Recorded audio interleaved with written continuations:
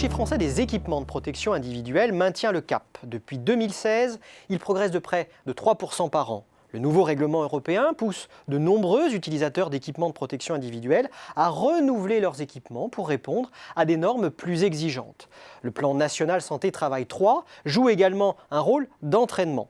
Misant sur la prévention, il vient en partie renforcer le contrôle de l'état de conformité des équipements au travail. Le marché a également bénéficié depuis 2016 de la conjoncture favorable des principaux secteurs clients, soit les industries agroalimentaires, chimiques, pharmaceutiques et métallurgiques, ou encore le secteur de la construction. Cette croissance attise naturellement les convoitises de nouveaux acteurs et elle fait monter d'un cran l'intensité concurrentielle. 250 intervenants sont présents en France et commercialisent leurs produits sous 300 marques différentes, selon l'étude Xerfi Precepta. Parmi les leaders, une majorité de groupes sont des spécialistes des équipements de sécurité, comme Ancel, Delta Plus Group et Uvex, ou encore des spécialistes des vêtements de travail, à l'instar d'Alsico, Cepovet et Betrancourt. À leur côté, évoluent des profils plus diversifiés à l'image de Caterpillar, 3M ou Honeywell. On compte également des acteurs positionnés dans les biens de consommation grand public en quête de relais de croissance sur la clientèle professionnelle comme Eram, Timberland ou Essilor. Cinquième typologie, les distributeurs d'équipements de protection individuelle et de fournitures pour le bâtiment comme Rubix.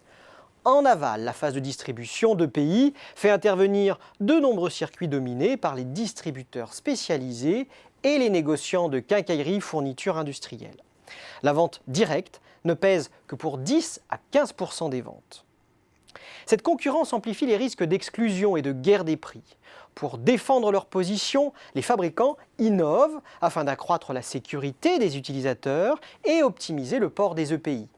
Les industriels conçoivent des équipements plus légers et confortables, mais aussi plus esthétiques et fonctionnels. La prochaine grande étape en matière d'innovation concerne les EPI connectés, des produits qui concilient Internet des objets, vêtements portables et Big Data. Mais le développement et l'intégration de ces technologies requièrent parfois le savoir-faire de partenaires expérimentés. C'est le cas de Gaston Mille qui co-développe avec la start-up Trax une chaussure connectée qui alerte en cas de pression. Au-delà des logiques de croissance interne et des partenariats, le développement des entreprises passe par des opérations d'acquisition. Et elles sont nombreuses sur ce marché, qui de fait se globalisent et se concentrent sous l'action des majors mondialisés.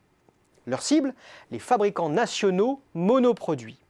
La concentration est également à l'œuvre dans la phase de distribution, soit par le biais de fusion-acquisition, soit par le biais de regroupement d'indépendants.